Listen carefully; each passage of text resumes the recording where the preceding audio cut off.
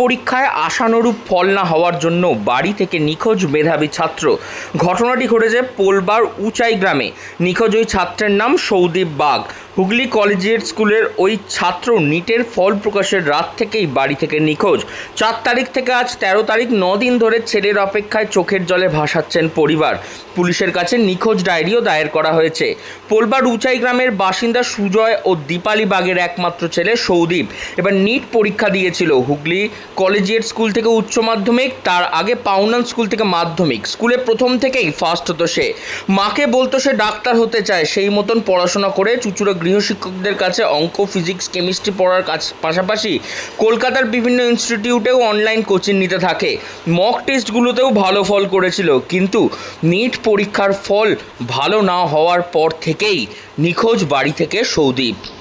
রেজাল্টে যেটা আমরা তো প্রথমে জানিই না যে নিটের রেজাল্ট বেরিয়েছে, এবং যখন রেজাল্ট সবাই মিলে বার করলো তখন দেখছে 103 বলছে, এবং ওর বন্ধু এবং যে ওরা দুজনে মিলে কনসাল্ট করে সবসময় দুজনে পড়াশোনা করতো, ও কিন্তু পেয়েছে এবারে নিটে, হ্যাঁ র্যাঙ্ক করেছে।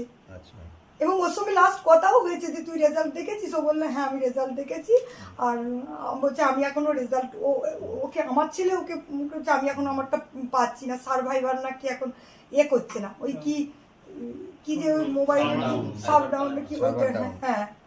কিন্তু ছেলে আমাদের সাথে কিছু একটু যে রেজাল্ট বেরিয়ে, ওই যে ডাক্তার হতে চেয়েছিল, আপনাদের কি কোনো প্রেসার ছিল না? কোনো রকম আমরা সাধারণ মধ্যবিত্ত ঘরের মানুষ, আমাদের এত উচ্চ আকাঙ্ক্ষা নেই। ছেলে পড়াশোনা করছে, যে হোক যেটা হোক একটা লাইনে করতে পারলে ভালো, না হলে বাবার জমি জায়গা আছে, এইটুকুই আমাদের মানে।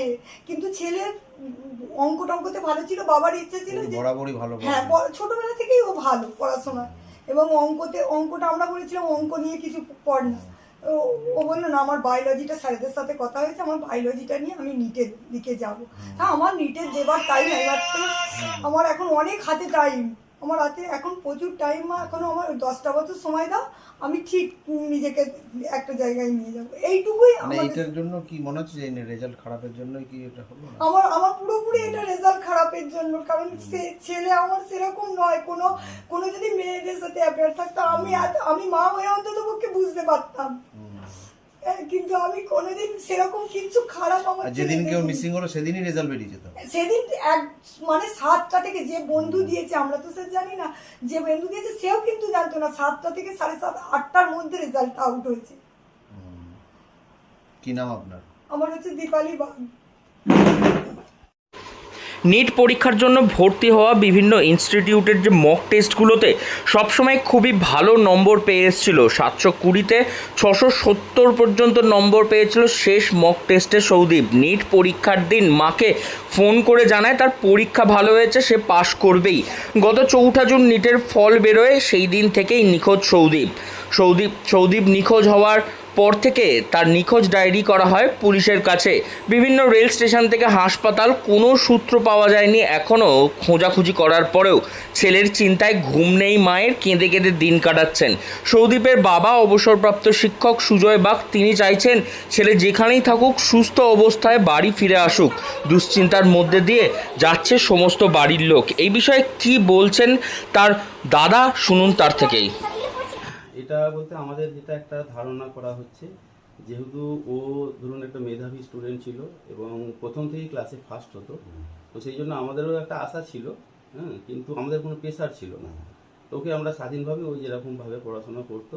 কিন্তু তারপরে যখন নিটের রেজাল্ট বেরোলো, যখন ওই নাম্বারটা দেখলাম অত কম পেয়েছে, কিন্তু ওর যেগুলো মক টেস্ট দিত নিটের পরীক্ষার আগে, সেই মক টেস্টে প্রায় 650-এর উপরে এরকম নাম্বার পেয়েছে। কিন্তু তারপরে যখন নিটের ফাইনাল রেজাল্ট বেরোচ্ছে তখন দেখছি সেখানে 103 পাচ্ছে। আমরা যতই বাড়ির ছেলে হলেও আমরা আশা করছি না যে এত খারাপ রেজাল্টও করতে পারে। তো আর এমনি পরবর্তীকালে আমরা তো দেখছি কোর্ট কেস বা বিভিন্ন ফেসবুকেতেও যে নিট নিয়ে কিরকম দুর্নীতি হয়েছে, কত এরকমই ছেলেরা কত রকমের খারাপ ডিসিশন নিয়েছেন, ওদের প্রাণঘাতীও ঘটেছে অনেক ক্ষেত্রে, সব খবরে দেখতে পাচ্ছি।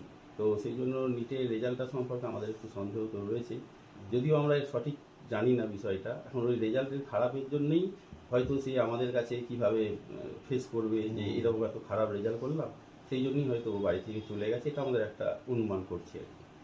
পুলিশকে অভিযোগ করেছে? হ্যাঁ, পুলিশকে আমরা অভিযোগ করেছি, থানাকে আমরা জানিয়েছি, প্রায় 4 তারিখে ঘটনা ঘটে যাওয়ার কিছুক্ষণের পরেই 1-1.5 ঘন্টার পরেই আমরা সেখানে জানিয়েছি সব পুলিশকে। ভবিষ্যতে ডাক্তার হতে যাওয়া সৌদীপের নিট পরীক্ষায় ভালো ফল না হওয়ার পর থেকেই সে বাড়ি থেকে নিখোঁজ হয়ে গেছে, এমনটাই জানাচ্ছেন তার পরিবারের লোকজন। ছেলে কোথায় রয়েছে, কবে ফিরবে তা সকলেরই অজানা। তবে ছেলে যেখানেই থাকুক যেন বাড়ি ফিরে আসুক, এটাই চাইছেন পরিবারের লোকজন। হুগলি থেকে রাহি হালদার, লোকাল 18 বাংলা।